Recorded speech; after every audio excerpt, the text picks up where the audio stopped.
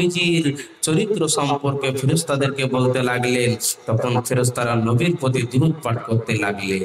কি পাঠ করতে লাগলেন? কথা বলেন। দুরূদ। যখন আল্লাহ বলেছিল, একটু উদাহরণ মধ্যে টেনে ধরছি, আল্লাহ বলেছিল, রে ফেরেশতারা শোনো, আমি দুনিয়াতে আদম সন্তানকে আমি দুনিয়াতে বানাবো, সৃষ্টি করব। ফেরেশতাগণেরা কি বলেছিলেন? কথা বলেন তো। ওদেরকে সৃষ্টি করতে হবে না, আমরা যথেষ্ট, বলেছিল না? তখন আল্লাহ বলছেন, ইন্নী আ'লামু মা লা তা'লামুন, আমি যেটা জানি তোমরা জানো না। কেন? বানানোর পর আল্লাহ আদমকে ডাকলেন, ডাকে কিছু শিখাচ্ছেন, অনেক কথা আছে, 2-1 মিনিট নিয়ে দাও, অনেক কথা আছে, খালি চলে যাচ্ছি নবীজির ইতিহাসে। ডেকে আদমকে শিখাচ্ছে, এই এখন পরীক্ষা হবে তোমার এবং ফেরেশতাদেরকে, শুনে নাও। শিখাচ্ছেন আল্লাহ নিজে। আল্লাহ বলছেন, এটা কি? ওটা কি? এটা কি বলতে পারেন? আল্লাহ শিখাচ্ছেন, এই আদম শোনো, এটা হচ্ছে লাইট, এটা হচ্ছে পাংখা, এটা হচ্ছে টিফিন, এটা হচ্ছে গ্লাস, এটা হচ্ছে বালতি, এটা অমুক অমুক করে শিখিয়ে দিলেন। আর এমন সময় ফেরেশতাকে বলছেন, কিন্তু ফেরেশতারা তার জবাব দিতে পারছে না। তখন ওই জন্য আল্লাহ বলছেন, দেখো সমস্ত বলে ফেললে তোমরা পারলে না। ওই নবীজির ব্যবহার এতটাই, ওই জন্য বলেছিলেন কানা খুলুকুল কোরআন। আল্লাহ একটা কোরআন আয়াত নাযিল করলেন সূরা আহজাবের ভিতরে, শুনেন। বিসমিল্লাহির রহমানির রহিম। ইন্নাল্লাহা ওয়া মালাইকাতুহু ইউসাল্লুনা আলান নবী ইয়া আইয়ুহাল্লাযীনা আমানু সাল্লু আলাইহি ওয়া সাল্লিমু তাসলিমা।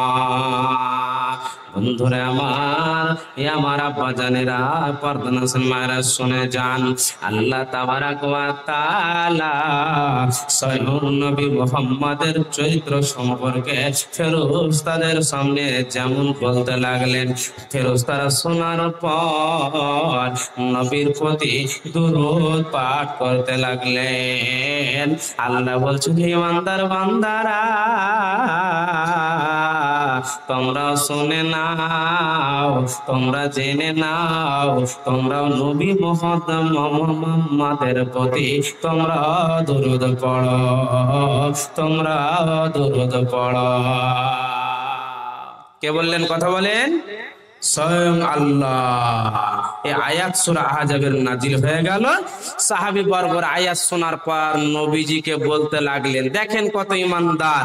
আজকে তো আমরা খালি আলিম ওলামার বিরুদ্ধে কথা বলে বেড়াই, শুনে যান, তারা কখনোই বলতেন না, ইমানকে তারা টিকিয়ে রাখতেন, যে আমরা জান্নাত নেবই, জান্নাত নেবই, তাদের দিলে আশা ছিল। আর এখনকার মানুষেরা চাইছে আমরা জাহান্নাম যাবো যাবো, এরকম চাইছে।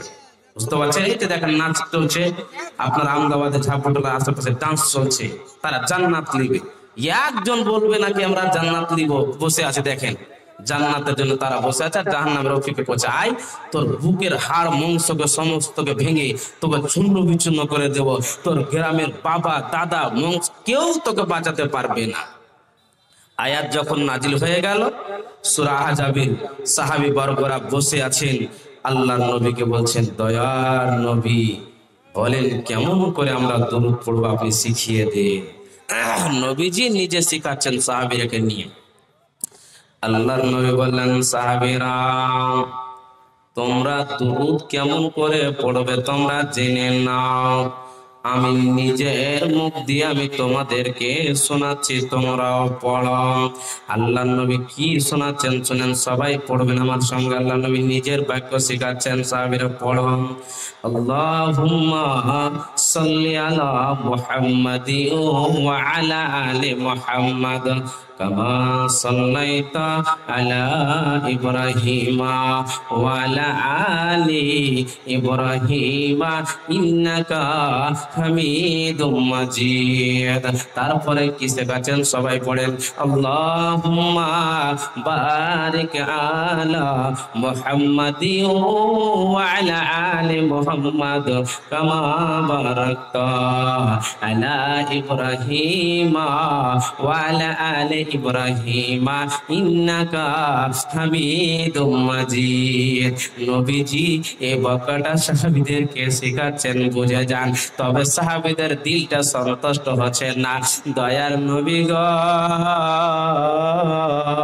বলেন তো নবীজি, কতবার আপনার প্রতি আমরা দিনে রাত্রে দুরূদ পড়ব? আল্লাহর নবী বলছেন, রে আমার সাহাবী বর্গরা, তোমরা শুনে নাও, আমি জানি রে তোমাদের ঈমান এতটাই তাজা রে সাহাবীরা, তোমরা যদি নতুন কথা পেয়ে নাও, যতক্ষণ পর্যন্ত তোমরা ভালোভাবে না বুঝবে, তোমাদের দিল সন্তুষ্ট হবে না, হবে না, হবে না। অতএব সাহাবীরা রে, তোমরা শুনে নাও। আমাকে যা প্রশ্ন করেছ দয়ার নবী গো, ওগো নবীজি, একটুখানি বলেন তো কতবার দুরূদ পড়ব? দয়ার নবী শিখাচ্ছেন, সাহাবীরা তোমরা শুনে নাও। বুখারীর রাওয়ায়াত। আল্লাহ নবী কি বলছেন? রে সাহাবীরা শোনো, মান সাল্লা ওয়াহিদান সাল্লাল্লাহু বিহা আশারা। সাহাবীরা রে, তোমরা যদি আমার প্রতিদিনে রাত্রি একবার দূরে যদি দরুদ পড়ে নাও, আল্লাহ তোমাদের প্রতি 10 বার রহমত পাঠাবে। একবার পড়েন সুবহানাল্লাহ। এই জামরা রতনপুর গ্রামের যুবক ভাই আব্বাজান, শুনেন কতবার আল্লাহুম্মা সাল্লি আলা বারিকাল্লাহ পড়ছেন বলেন? আপনি দিনে যদি একবার অন্তত পড়েন, 10 বার আল্লাহর রহমত আসবে। তারপর আরেকজন সাহাবীর মন শান্তি আছে, নবীজি আপনি একবার বলেন না কতবার পড়বো দয়ার নবীজি? সেই সাহাবীটার নামটাও জেনে নেন, এটাও বুখারীর রাওয়ায়াত। সাহাবী কি বলছেন শুনে, সাহাবীটার নাম বুঝতে পারছেন? হযরতে কাব রাদিয়াল্লাহু তাআলা আনহু। তিনি কি বলছেন শুনুন, দয়ার নবী গো, আপনি তো বললেন সাহাবীরা রে, একবার যদি দরুদ পড়ো তবে আল্লাহ 10 বার রহমত পাঠাবে। দয়ার নবী গো, একটু আমাকে বুঝিয়ে দেন, আমি ভালোভাবে বুঝতে পারছি না। আল্লাহর নবী বললেন, রে কাব, তুমি যত চাও ততবার পড়ো। তখন আল্লাহর নবীকে আবার প্রশ্ন, আল্লাহর নবী গো, আমি যদি এক অংশ যদি পড়ি? আল্লাহর নবী বলছেন, মা সীতা, যত চাও অতবার তুমি দরুদ পাঠ করো। আল্লাহর নবী গো, যদি 2 অংশ দরুদ পড়ি, অর্থাৎ 2 হিস্সা যদি রাত্রে পড়ি, আল্লাহ নবী বলছেন, মা সীতা, যতবার চাও ততবার পড়ো। দয়ার নবী গো, যদি আমি আধা রাত, যদি রাত 12টা 1টা পর্যন্ত দরুদ পড়ি, আল্লাহ নবী বলছেন, মা সীতা, যত চাও ততটাই দরুদ পাঠ করো। দয়ার নবী বলছেন, রে কাব, তুমি যদি সব সময় যদি দরুদ পড়ো আমার প্রতি রে কাব, তবে আল্লাহ তোমার প্রতি যথেষ্ট করে দেবে। আল্লাহ তোমাকে জান্নাত দিয়ে দেবে, কোন রকমের টেনশন থাকবে না, থাকবে না, থাকবে না। ওই জন্য কবি কি বলছেন সাহাবীর সম্পর্কে শুনেন, দেখো কেমন ঈমান এনেছে নবীজির সাহাবারা, সেই যুগের সাহাবারা। হযরত বেলাল এনেছেন ঈমান কত কষ্ট করে, মরুভূমির গরম বালিতে তাজা রক্ত ঝরে। তবে বেলাল ছাড়িনি ঈমান, পড়েছেন লা ইলাহা ইল্লাল্লাহ। দেখো কেমন ঈমান এনেছে নবীজির সাহাবারা, সেই যুগের সাহাবারা। হযরত খাব্বাব এনেছেন ঈমান কত কষ্ট করে, আগুনের আগরার পরে তাজা মাংস ঝরে। পিছন দিকে তাকালে পারে দেখা যেত বুকের সিনা, দেখো কেমন ঈমান এনেছে নবীজির সাহাবারা, সেই যুগের সাহাবারা। হযরতে হানজালা এনেছেন ঈমান কত কষ্ট করে, নতুন বিয়ে করে তিনি ছিলেন বাসর ঘরে, নতুন বিয়ে করে তিনি ছিলেন বাসর ঘরে। যুদ্ধের দামামা, আরে যুদ্ধের দামামা উঠল বেজে, হল না গোসল করা। দেখো কেমন ঈমান এনেছে নবীজির সাহাবারা, সেই যুগের সাহাবারা। হযরত আলী নবীর জামাতা, হযরত আলী নবীর জামাতা থাকিতেন কুফা শহরে। ফজরের নামাজ পড়ব বলে গেলেন আল্লাহর ঘরে, ফজরের নামাজ পড়ব বলে গেলেন আল্লাহর ঘরে। পিছন দিকে কাফেরের দল, আরে পিছন দিকে কাফেরের দল মারলো তার ছোরা। দেখো কেমন ঈমান এনেছে নবীজির সাহাবারা, সেই যুগের সাহাবারা।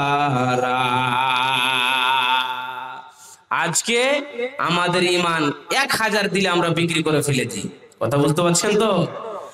1000-এ আজকে আমরা ঈমান বিক্রি করে দিই, আমরা কেমন মুসলমান?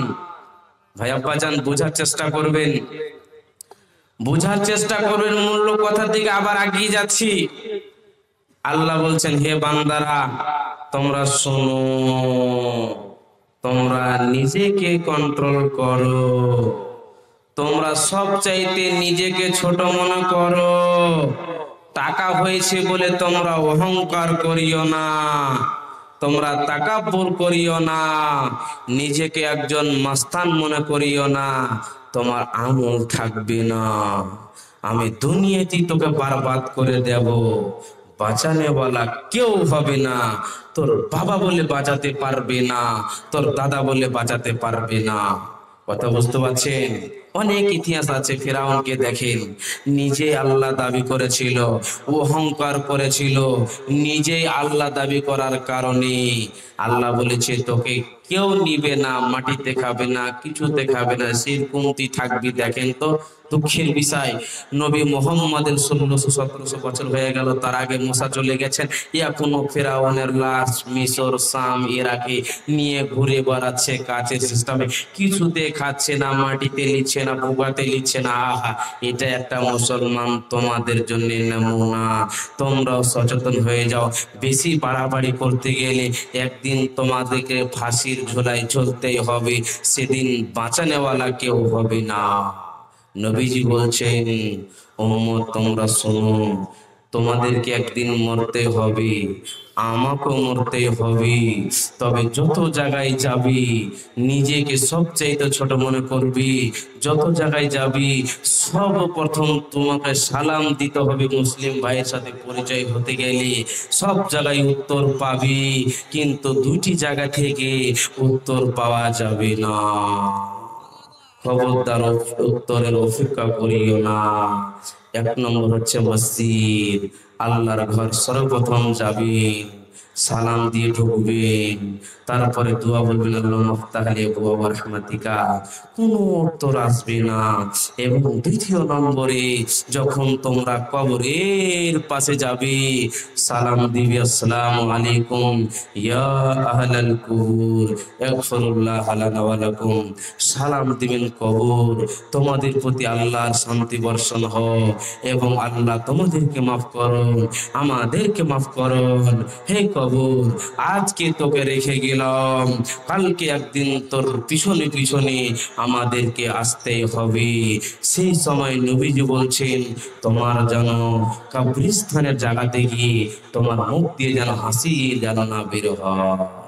আজ আমরা রসুলের উম্মত, আমরা কবরস্থানে গিয়ে আমরা খেলাম করি, আমরা কবরস্থানে গিয়ে জানাজার নামাজ পড়ে আমরা পালিয়ে আসি, আমরা মাটিটাও দিতে পারছি না। আয় মুসলমান, সব জায়গায় সময় দিতে পারছে, রাত রাত আজকে গানে কাটাচ্ছে জাবুল্লাহ, কিন্তু মসজিদে 5 মিনিট সময় দিতে পারছে না। কেমন মুসলমান? আল্লাহ বলছেন, যে জায়গায় যাবি সেই জায়গায় তোর পিঠের চামড়া নিয়ে নেব, আর যতদিন তোরা আমাকে ভালো মতন না তোরা আমাকে মেনে নিতে পারবি, নারান্দর মতন মোদিকে গড়িতে বসছি, তোদের পিঠের চামড়াকে নিকিয়ে নেব। কি ভাবছেন মুসলমানের অবস্থা ভালো আছেন? নাই। কেন? আজকে আমরা দিন থেকে আস্তে আস্তে সরে চলে যাচ্ছি। না হলে একটা বিশাল ইসলামী সভা, এই জায়গাটা ফাঁকা, ডান্সের ঘরের এই জায়গাতে 100-200 করে জায়গা দেওয়া যাচ্ছে না। আজকে দেখেন জায়গা দেওয়া যাচ্ছে না, আর এই জায়গাতে তো কোনো ডান্স হবে না, ওই জন্য ফাঁকা। শুনেন, নবীজি বলছেন, কারা কারা জান্নাতে যাবে, কারা কারা জাহান্নামে যাবে, শুনে নাও। একটা হাদিস আপনাদেরকে শোনাচ্ছি, তারপরে বুঝতে পারবেন জি জান্নাত কেমন করে পাবো। শুনে, وعن أبي هريرة رضي الله تعالى عنه قال قال النبي صلى الله عليه وسلم كل أمتي يدخلون الجنة إلا من أبى قيل يا رسول الله ومن يأبى قال من أتاني دخل الجنة ومن عصاني فقد أبى। হযরত আবু হুরায়রা থেকে হাদিসটি বর্ণিত। বন্ধুরা আমার, বিশ্বনবী বলেছেন, আমার যত উম্মতিরা আছে রে,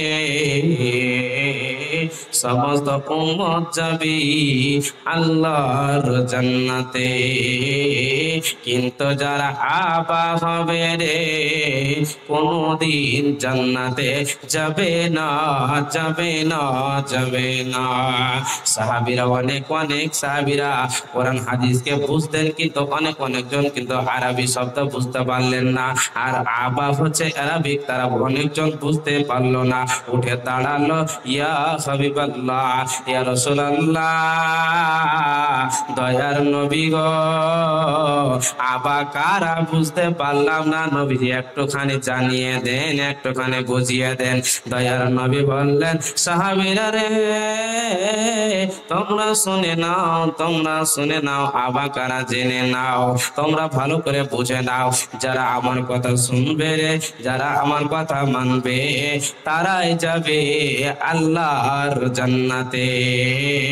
আর আবা হলো ওরা যারা আমার কথা শুনবে না, কোরআন হাদিসের কথা মানবে না, এড়িয়ে চলবে, ধাক্কা দিয়ে চলবে, তারাই হলো আবা, তারাই যাবে আল্লাহর জাহান্নামে। তাদেরকে বাঁচানে ওয়ালা কেউ হবে না। একবার পড়ে সুবহানাল্লাহ।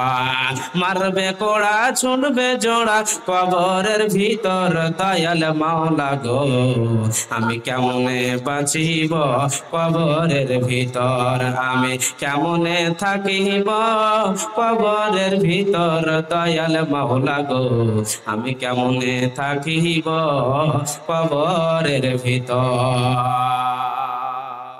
ভাই আব্বাজান, একটুখানি বুঝেন, আজকে আমরা দুনিয়াকে নিয়ে মেতে আছি।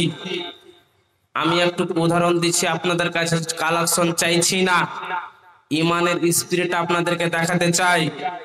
একজন যদি ভাইকে বলিস চট করে দাঁড়িয়ে যান তো আজকে দিন তো এই মাদ্রাসার নামে 10,000 টাকার কোন দাতা আছেন, কোন আল্লাহর গোলাম আছেন, মন ভারী হয়ে যাবে। হবে না? কথা বলেন তো, বলো না, টাকাই নাই বলে কিছু নাই, পারবে না।